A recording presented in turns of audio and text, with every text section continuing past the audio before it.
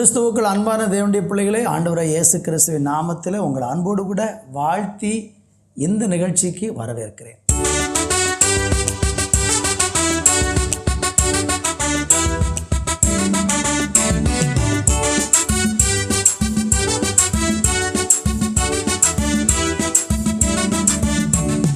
கூடுமே எல்லாம் கூடுமே, உம்மாலே எல்லாம் கூடும், கூடாதது ஒன்றுமில்லை, உம்மால் கூடாதது ஒன்றுமில்லை.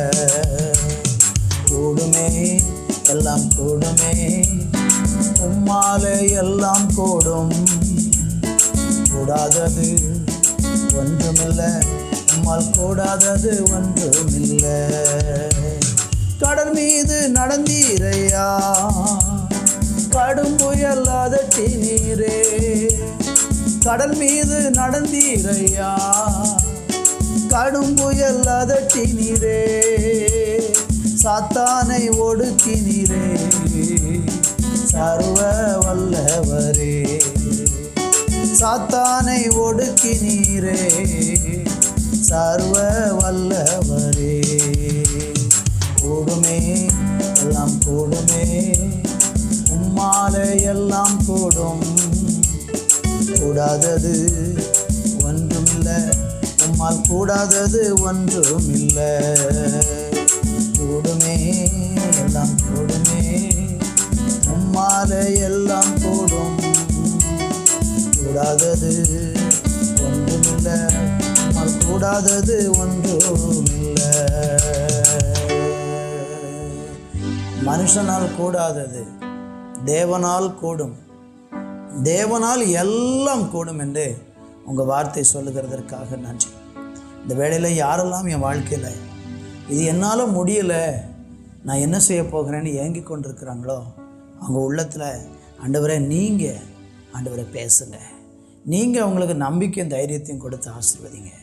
இயேசுவின் நாமத்தில் பிதாவே, ஆமென் ஆமென். ஏசாயா தீர்க்க தரிசன புஸ்தகத்தில் 2ஆம் அதிகாரம் 22வது வசனத்தை நான் வாசிக்கிறேன். அந்த வார்த்தையிலிருந்து இன்றைக்கு தேவன் நம்மோடு கூட பேசுவார்.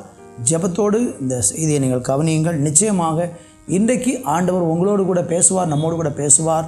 அவர் நமக்கு தேவைகளை எல்லாம் அறிந்திருக்கிற தேவன் அற்புதங்களை செய்வார். பைபிள் சொல்லுகிறது, நாசியிலே சுவாசமுள்ள மனுஷனை நம்புவதை விட்டுவிடுங்கள், எண்ணப்படுவதற்கு அவன் எம்மாத்திரம். அருமையான தேவனுடைய பிள்ளைகளே, வாசித்து கேட்ட வசனத்தை கவனித்து பாருங்கள். ஆண்டவர் சொல்லக்கூடிய ஒரு அருமையான வார்த்தை, மனுஷனுடைய ஆதரவை நீங்கள் நம்புவீர்கள் என்றால் நீங்கள் ஏமாற்றப்படுவீர்கள் என்கிற காரியத்தை வலியுறுத்தும் வண்ணமாக இந்த வசனத்தை ஆண்டவராகிய தேவன் நமக்கு கொடுத்திருக்கிறார். நாசியில் சுவாசம் உள்ள மனுஷனை நம்புவதை விட்டு விடுங்கள் அப்படின்னு சொல்கிறார். நம்பலாமா நம்பக்கூடாதா அப்படிலாம் கிடையாது. ஒரே வார்த்தை ஆண்டவர் சொல்லியிருக்காரு, விட்டுருங்க, மனுஷனை நம்புவதை விட்டு விடுங்கள். நம்பப்படுவதற்கு அவன் எம்மாத்திரம், அவன் ஒன்றுமே கிடையாது, எண்ணப்படுவதற்கு அவன் எம்மாத்திரம். அப்போ இந்த பூமியில் நம்ம வாழும்போது அப்படின்னா யாரை நம்புவது? நிறைய விஷயங்களில் நம்ம மனுஷனை நம்பாமல் இருக்க வழி இல்லை. அநேக நேரங்களில் சில மனிதர்களை நாம் நம்பித்தான் ஆக வேண்டியது இருக்கிறது. ஆனால் பைபிள் சொல்லுகிறது, ஒரு நாளும் பொய்யாகாது. ஆண்டவர் சரியாகவே எல்லாவற்றையும் செய்கிறவர். மனுஷனை நீங்கள் நம்புவீர்கள் என்றால் அது உங்களுக்கு ஏமாற்றத்தையும் காயங்களையும் தோல்விகளையும் விரக்திகளையும் கொண்டு வரும் என்பதுதான் வேதத்தின் ஆழமான ஒரு போதனையாக இருக்கிறது. அப்படின்னா யாரையுமே நம்பக்கூடாதா, ஒரு மனுஷனை நம்ப வேண்டாமா அப்படின்னு கேட்டால் நம்பணும்.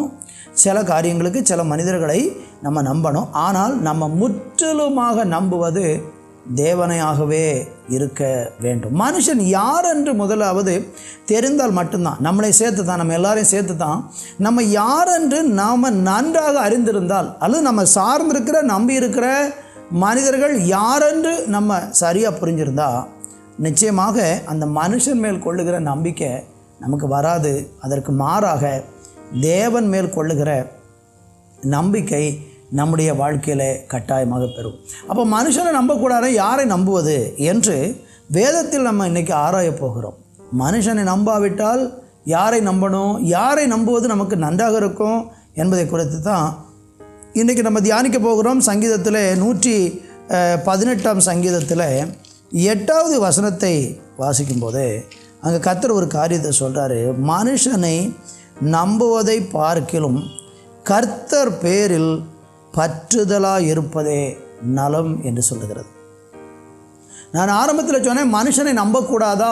நம்பணும். சில விஷயங்களுக்கு நம்ம கணவன் மனைவியை நம்புவாங்க, மனைவி கணவனை நம்புவாள். வேலை செய்கிற இடத்துல ஒரு எஜமானனை நம்ம நம்ப வேண்டியது இருக்கும். இதெல்லாம் ஒரு காரியம் தான், இயற்கை தான், அது நம்ம நம்பித்தான் ஆக வேண்டும். ஆனால் பைபிள் சொல்கிறது, மனுஷனை நம்புவதை பார்க்கிலும் கர்த்தர் பேரில் பற்றுதலாக இருப்பதே நலம்னு சொல்கிறார். பார்த்தீங்களா? இந்த மனுஷனை, நாசியில் சுவாசமுள்ள மனுஷனை நம்புவதை விட்டுவிடுங்கள் அப்படின்னு கர்த்தர் சொல்கிறதுக்கு என்ன காரணம்னா, மனுஷனை நீங்கள் பற்றுதலாக, அவன் பேரில் நீங்கள் பற்றுதலாக, எனக்கு இவங்க தான் எல்லாமே, இவங்க எனக்கு எல்லாம் செய்து விடுவாங்க, இவங்களால் என் வாழ்வு துளிர்க்கும், இவங்க தான் எனக்கு உலகம் என்று சொல்லி மனுஷனை பற்றி சேர்ந்து விடுவது தான் நம்முடைய வாழ்க்கையில் ஏமாற்றத்தையும் தோல்வியையும் பலவிதமான காயங்களையும் கொண்டு வருகிறது. நீங்கள் இன்றைக்கி யோசிச்சு பாருங்கள், நீங்கள் யாரையாகிலும் ரொம்ப பற்றுதலாக இருக்கிறீங்களா, சார்ந்து இருக்கிறீங்களா, இவங்க தான் எனக்கு என்று இருக்கிறீங்களா? இதுதான் நமக்கு வாழ்க்கையில் பெரிய ஆபத்தை கொண்டு வருகிறது. இதுதான் வேண்டாம் என்று வேதம் நமக்கு எச்சரிப்பாக சொல்லக்கூடிய வார்த்தைகளாக இருக்கிறது. என்னை கேட்கிற அருமையானவர்களே, மனுஷனை நம்பி நம்முடைய வாழ்க்கையில் சோர்ந்து போக வேண்டாம். பிரபுக்களையும் ரட்சிக்க திராணி இல்லாத மனுஷர்களையும் நம்பாதீர்கள் என்று சொல்கிறார். ஏன் மனுஷனையும் பிரபுக்களையும் நம்ம நம்பக்கூடாதுன்னா, அவங்களால நம்மளை ரட்சிக்க முடியாது. சங்கீதம் 31:19 வாசித்து பார்த்தீங்கன்னா, கர்த்தரை நம்புகிற பிள்ளைகளுக்கு தெய்வம் ஆயத்தம் பண்ணி வைத்திருக்கிற அந்த காரியம் மிகவும் பெரிதாக இருக்கிறது. நீங்கள் நம்பி இருக்கிறீங்க, ஆனால் உங்கள் வாழ்க்கையில் நிறைய காரியங்கள் நம்பின காரியங்கள் நடக்குமான்னு யோசிச்சுட்டு இருக்கிறீங்க. கர்த்தரை மாத்திரம் தானே நம்பிக்கொண்டிருக்கிறீங்க. உங்களுக்காக ஒரு பெரிய நன்மையை, நீங்களே இதுவரையிலும் பார்த்திராத ஒரு நன்மையை தேவன் உங்களுக்கு ஆயத்தமாக வச்சிருக்கிறார்.